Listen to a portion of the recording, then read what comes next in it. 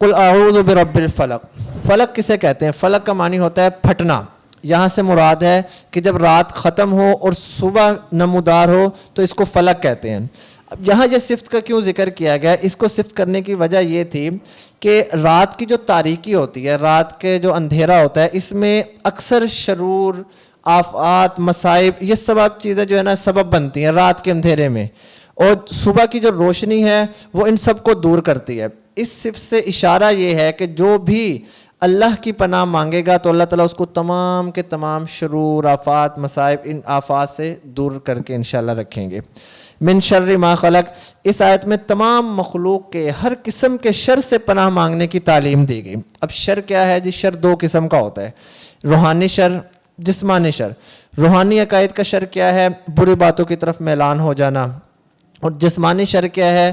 کہ بیماری لگ جائے، مال کا خسارہ ہو گیا. یہ سارا جو ہے وہ شر کے اندر یہ دونوں داخل ہیں. وَمِن شَرِّ غَاسِقٍ إِذَا وَقَفَ. دینی اور دنیاوی معلومات کے لیے اس چینل محمد اسامہ شاہ الوی کو سبسکرائب کریں. نحمده ونصلي ونسلم على رسوله الكريم. اما بعد فاعوذ باللہ من الشیطان الرجیم. بسم اللہ الرحمن الرحیم. قل اعوذ برب الفلق من شر ما خلق ومن شر غاسق اذا وقب ومن شر النفاثات في العقد ومن شر حاسد اذا حسد. صدق اللہ العظیم. پارہ نمبر 30 سورۃ الفلق، آیت نمبر 1 تا آیت نمبر 5 تک تلاوت کی ہے.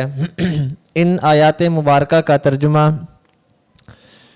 قل اعوذ برب الفلق، کہہ دیجئے پناہ لیتا ہوں میں صبح کے رب کے ساتھ. من شر ما خلق، اس چیز کے شر سے جو اس نے پیدا کی. وَمِن شَرِّ غَاسِقٍ إِذَا وَقَبَ، اور اندھیری رات کے شر سے جب وہ سمٹ آئے یا جب وہ پھیل جائے. وَمِن شَرِّ النَّفَّاثَاتِ فِي الْعُقَدِ، اور گرہوں میں پھونک مارنے والیوں کے شر سے. وَمِن شَرِّ حَاسِدٍ إِذَا حَسَدَ، اور حسد کرنے والے کے شر سے جب وہ حسد کرے. سورۃ الفلق مکمل سورت تلاوت کی ہے اور ساتھ ساتھ اس کا ترجمہ بیان کیا. سورۃ فلق کا ما قبل سورت کے ساتھ تعلق کہ گزشتہ سورت میں رب تعالیٰ نے عقیدہ توحید کا بیان کیا تھا جو انسان کی نجات کا مدار ہے. خالص اس سورت کے اندر توحید بیان کی. اسی سورت سے آخرت کی کامرانی اور سرور ابدی حاصل ہوگا. اس صورت میں اور بعد میں آنے والی اب جو صورت ہے سورۃ ناس، اب ان صورت میں ان چیزوں کا ذکر ہے جو اس عقیدہ توحید کے اندر خلل انداز ہوتی ہیں.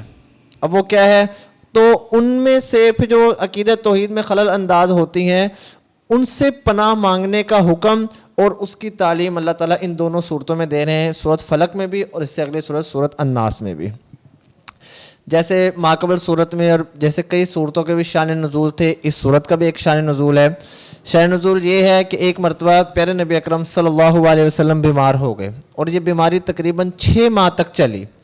حضرت عائشہ کی روایت ہے، بخاری کے اندر وہ روایت موجود ہے کہ آپ صلی اللہ علیہ وسلم پر ایک یہودی منافق نے جادو کر دیا تھا، جس کا اثر یہ ہوا کہ بعض مرتبہ ایک کام کیا ہی نہیں ہوتا تھا لیکن ایسا محسوس کر لیتے تھے کہ یہ کام میں نے کر لیا، حالانکہ وہ کام آپ صلی اللہ علیہ وسلم نے کیا نہیں ہوتا تھا. پھر ایک دن آپ صلی اللہ علیہ وسلم نے حضرت عائشہ رضی اللہ تعالی عنہا سے فرمایا کہ اللہ رب العزت نے مجھے بتلا دیا ہے کہ میری بیماری کیا ہے. تو انہوں نے فرمایا کہ وہ کیسے؟ انہوں نے کہا کہ خواب کے اندر 2 شخص آئے، ایک میرے سرہانے پہ کھڑا ہو گیا اور ایک میرے پاؤں کی طرف، یہ دونوں کھڑے ہو گئے.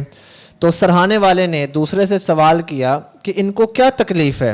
دوسرے نے کہا کہ ان پر جادو ہے. اس نے پھر سوال کیا کہ اگر جادو ہے تو جادو کس نے کیا؟ اس نے کہا کہ یہ یہودی منافق جو ہے اس کا نام لبید ہے، اس نے یہ جادو کیا.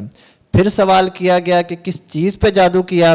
تو انہوں نے دوسرے نے جواب دیا کہ کنگھی اور اس کے دندانوں کے اوپر جادو کیا. اب یہ سوال یہاں پہ آئے گا جی کہ کنگھی اور دندان وہ اس تک کیسے پہنچے؟ تو آپ صلی اللہ علیہ وسلم کا ایک خادم تھا، لڑکا تھا، اس کو ورغلا کے انہوں نے یہ جو ہے نا آپ صلی اللہ علیہ وسلم کی کنگھی مبارک کو یہ حاصل کیا تھا اور اس کے اوپر یہ جادو کیا. پھر انہوں نے پوچھا کہ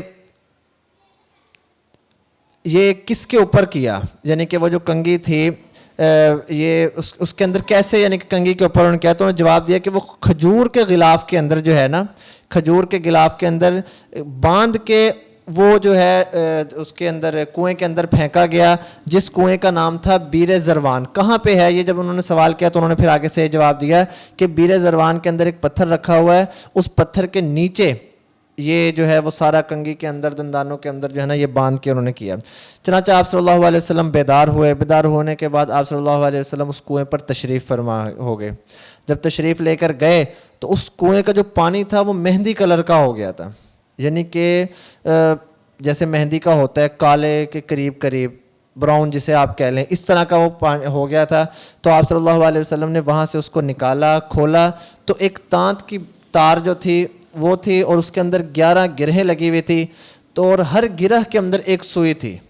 تو اللہ تعالیٰ نے پھر یہ دونوں صورتیں نازل فرمائی. ان دونوں صورتوں کی جو کل تعداد ہے یعنی کہ آیات کی وہ بھی 11 ہی ہیں. تو آپ صلی اللہ علیہ وسلم ایک گرہ کھولتے رہے اور ایک ایک آیت تلاوت کرتے رہے. جب تمام گرہیں کھل گئی تو آپ صلی اللہ علیہ وسلم کو ایسا محسوس ہوا کہ کوئی بہت بڑا بوجھ میرے اوپر تھا جو کہ وہ اتر گیا ہے. اپنے آپ کو ہلکا ہلکا محسوس کرنے لگ گئے. قل اعوذ برب الفلق. فلق کسے کہتے ہیں؟ فلق کا معنی ہوتا ہے پھٹنا. یہاں سے مراد ہے کہ جب رات ختم ہو اور صبح نمودار ہو تو اس کو فلق کہتے ہیں. اب یہاں یہ صفت کا کیوں ذکر کیا گیا؟ اس کو صفت کرنے کی وجہ یہ تھی کہ رات کی جو تاریکی ہوتی ہے، رات کے جو اندھیرا ہوتا ہے، اس میں اکثر شرور، آفات، مصائب، یہ سب چیزیں جو ہے نا سبب بنتی ہیں رات کے اندھیرے میں، اور صبح کی جو روشنی ہے وہ ان سب کو دور کرتی ہے. اس صفت سے اشارہ یہ ہے کہ جو بھی اللہ کی پناہ مانگے گا تو اللہ تعالیٰ اس کو تمام کے تمام شرور، آفات، مصائب، ان آفات سے دور کر کے انشاءاللہ رکھیں گے. من شر ما خلق، اس آیت میں تمام مخلوق کے ہر قسم کے شر سے پناہ مانگنے کی تعلیم دی گئی. اب شر کیا ہے جی؟ شر دو قسم کا ہوتا ہے، روحانی شر، جسمانی شر. روحانی عقائد کا شر کیا ہے؟ بری باتوں کی طرف میلان ہو جانا. اور جسمانی شر کیا ہے؟ کہ بیماری لگ جائے، مال کا خسارہ ہو گیا. یہ سارا جو ہے وہ شر کے اندر یہ دونوں داخل ہیں. وَمِن شَرِّ غَاسِقٍ إِذَا وَقَفَ. اب اس آیت کے اندر اللہ تعالیٰ نے جب پچھلی آیت میں تمام مخلوق کے شر سے پناہ مانگنے کے حکم دینے کے بعد اب اس آیت میں 3 چیزوں کا ذکر، یعنی کہ اس آیت سے آگے 3 چیزوں کا ذکر کر کے خصوصی طور پر ان کے شرور سے پناہ مانگنے کا حکم دیا جا رہا ہے. کیونکہ اکثر آفات، اکثر مصائب کا جو وجہ ہے، جو جڑ ہے، وہ یہ 3 چیزیں ہی بنتی ہیں. اب ان میں سے سب سے پہلی کیا تھی؟ یہ جو آیت ہم نے تلاوت کی، وَمِن شَرِّ غَاسِقٍ إِذَا وَقَبَ. غاسق غسق سے ہے، اس کا معنی ہوتا ہے اندھیرے کا پھیل جانا، خوب چھا جانا. وقوب کا معنی ہوتا ہے کہ اندھیرے کا پوری طرح بڑھ جانا، جو وقب آخر میں آ رہا ہے. مقصد یہ ہوگا کہ میں رات سے پناہ مانگتا ہوں جب اس کا اندھیرا پوری طرح چھا جائے.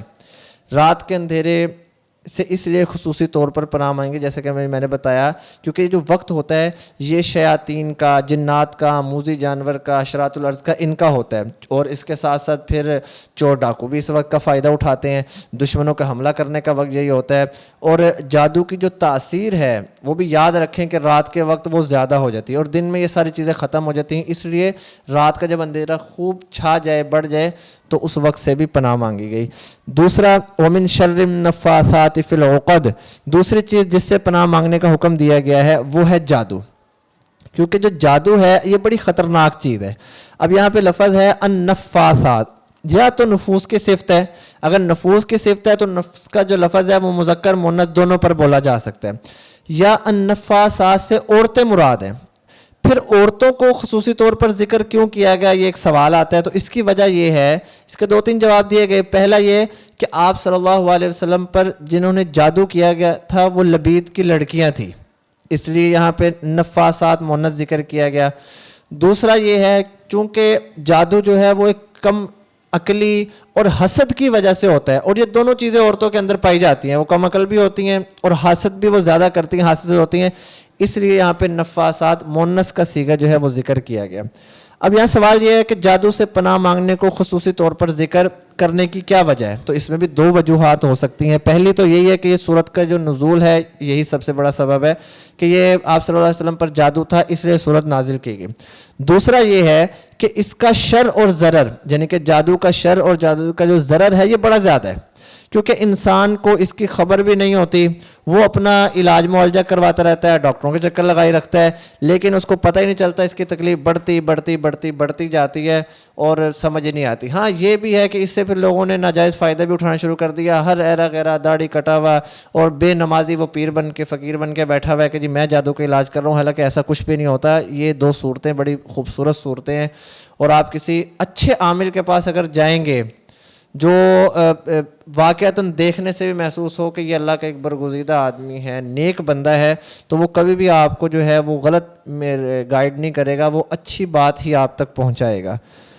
وَمِن شَرِّ حَاسِدٍ إِذَا حَسَدَ، آخری آیت ہے۔ تیسری چیز جس سے پناہ مانگنے پر خصوصی طور پر ذکر کیا گیا وہ حسد ہے۔ اس کی تخصیص کی کیا وجہ ہے، یعنی کہ حسد کو کیوں ذکر کیا گیا؟ تو اس کی وجہ یہ ہے کہ عام طور پر جادو جو ہے وہ حسد کی وجہ سے ہی ہوتا ہے، اور آپ صلی اللہ علیہ وسلم پر بھی جو جادو کیا گیا تھا وہ حسد کی وجہ سے ہی تھا، کیونکہ یہود و منافقین وہ آپ صلی اللہ علیہ وسلم کی مسلمانوں کی ترقی دیکھ کر جلتے تھے، اور ظاہری طور پر وہ جنگ کرنے کے لیے بھی جو تیار نہیں تھے، کیونکہ ان کو پتہ شکست ہو جائے گی، تو انہوں نے آپ صلی اللہ علیہ وسلم پر جادو کیا۔ وہ کیا تھا؟ حسد کی وجہ سے، حسد کی آگ کو بجھانا چاہا تو انہوں نے آپ صلی اللہ علیہ وسلم پر جادو کر دیا، اور آپ صلی اللہ علیہ وسلم کے جو حاسدین تھے وہ بے شمار تھے، یعنی کہ بہت زیادہ لوگ تھے جو آپ صلی اللہ علیہ وسلم سے حسد کرتے تھے، اسی لیے خصوصی طور پر حسد سے پناہ مانگنے کا حکم دیا گیا۔ نیز جو حاسد ہے، یعنی کہ حاسد کا حسد اس کو چین سے بیٹھنے بھی نہیں دیتا، جو حسد کر رہا ہو وہ آرام سے نہیں بیٹھتا، وہ ہر وقت اس کو نقصان پہنچانے کی فکر لگی رہتی ہے کہ کسی طرح جس بندے سے وہ حسد کر رہا ہے میں اس کو نقصان پہنچا کے رہوں، اور اس کو اللہ تعالیٰ کوئی نعمت دے دیں، کوئی خوشی دے دیں، تو یہ جلتا رہتا ہے، اس سے وہ ہضم نہیں ہوتا کہ اس آدمی کو یہ خوشی اور یہ نعمت مل کیوں گئی۔ اور یہ جو حسد ہے یہ کوئی چھوٹا موٹا گناہ نہیں، یہ گناہ کبیرہ ہے اور حرام ہے۔ ہم کسی مسلمان سے، اپنے کسی عزیز و اقارب سے حسد کریں کہ جی اس کے پاس یہ پیسہ کہاں سے آ رہا ہے، یہ اتنا اچھا کیوں چل رہا ہے، اس کے گھر والے اتنے اچھے کیوں ہیں، کسی بھی چیز میں حسد ہو سکتا ہے، تو یاد رکھیں یہ حرام ہے اور گناہ کبیرہ ہے، گناہ صغیرہ نہیں ہے۔ اور ساتھ ساتھ یہ بھی یاد رکھیں کہ آسمانوں پر جو سب سے پہلا گناہ ہوا تھا وہ بھی حسد تھا، زمین پر جو سب سے پہلا گناہ ہوا وہ بھی حسد کی وجہ سے ہوا۔ کیسے کہ آسمانوں پر ابلیس نے حضرت آدم علیہ السلام پر حسد کی وجہ سے اس نے سجدہ نہیں کیا، حسد تھا اس کو کہ میں آگ سے بنا ہوا، وہ مٹی آگ اوپر جاتی ہے مٹی نیچے ہے، حسد ہوا تو اس نے جو ہے سجدہ نہیں کیا۔ اور زمین پر جو پہلا گناہ کہ قابیل نے اپنے بھائی حابیل سے حسد کرتے ہوئے کیا کر دیا تھا، اس کو قتل کر دیا تھا۔ اس صورت کے جیسے ماقبل صورت میں ہم نے تھوڑے فضائل بیان کیے ہیں، اس صورت کے بھی کچھ فضائل ہیں کہ ان دونوں صورتوں کو، یعنی کہ سورۃ فلق کو اور سورۃ ناس کو، ان دونوں صورتوں کو معوذتین کہا جاتا ہے، اور یہ دونوں صورتیں اکٹھی نازل ہوئے۔ شان نزول میں نے آپ کو ان صورتوں کا بتا دیا ہے، ان کے فضائل و منافع، برکات اور یعنی کہ حاجت کے لیے یہ بہت اچھی صورتیں ہیں کہ انسانوں کو یہ صورتیں ہر وقت پڑھنی چاہیے۔ میں نے کل بھی بتایا تھا کہ آپ صلی اللہ علیہ وسلم نے حکم دیا کہ قل هو اللہ احد اور آخری دو صورتیں یہ پڑھا کرو، یہ جادو وغیرہ سے بھی بچاتی ہیں، اور ویسے بھی کوئی مشکلات، پریشانیاں، مصیبتیں اگر آ جائیں تو ان سے بچانے کا بھی یہ ذریعہ ہے۔ اور اس کو صبح اور شام کے اذکار میں ان تینوں صورتوں کو، قل هو اللہ احد کو، قل اعوذ برب الفلق، قل اعوذ برب الناس، ان تینوں صورتوں کو اپنے جو فضائل ہیں جس کے وہ کرتے ہیں، اعمال وغیرہ کرتے ہیں صبح کے شام کے، تو ان کے اندر ان کو پڑھنا چاہیے۔ اور آپ صلی اللہ علیہ وسلم کو جب تکلیف ہوتی تھی تو آپ صلی اللہ علیہ وسلم یہ تینوں صورتیں پڑھ کے اپنے جسم کے اوپر ہاتھ پہ دم کر کے وہ ہاتھ اپنے جسم پر پھیر لیا کرتے تھے۔ اور جب آپ صلی اللہ علیہ وسلم کا وفات کا وقت قریب آیا تو حضرت عائشہ رضی اللہ تعالیٰ عنہ وہ پڑھ کے ہاتھ کے اوپر دم کر کے آپ صلی اللہ علیہ وسلم کے جسم کے اوپر پھیرا کرتی تھی، اور آپ صلی اللہ علیہ وسلم نے فرمایا کہ ان کی مثل کہ میرے اوپر آج تک ان آیات کی مثل کوئی بھی آیات نازل نہیں ہوئی، یعنی کہ نہ تورات میں ان جیسی کوئی آیات ہیں، نہ زبور میں، نہ انجیل میں، اور نہ ہی قرآن پاک میں ان آیات کے علاوہ کوئی اور آیات، یعنی کہ یہ اتنی خوبصورت اور اتنی اچھی آیات ہیں اور اتنی فائدہ مند آیات ہیں، ضرور پڑھنی چاہیے۔ اللہ تعالیٰ سے دعا ہے کہ اللہ تعالیٰ ہمیں قرآن پاک پر صحیح طریقے سے عمل کرنے کی توفیق عطا فرمائے۔ وما علینا الا البلاغ المبین۔ دینی اور دنیاوی معلومات کے لیے اس چینل محمد اسامہ شاہ الوی کو سبسکرائب کریں۔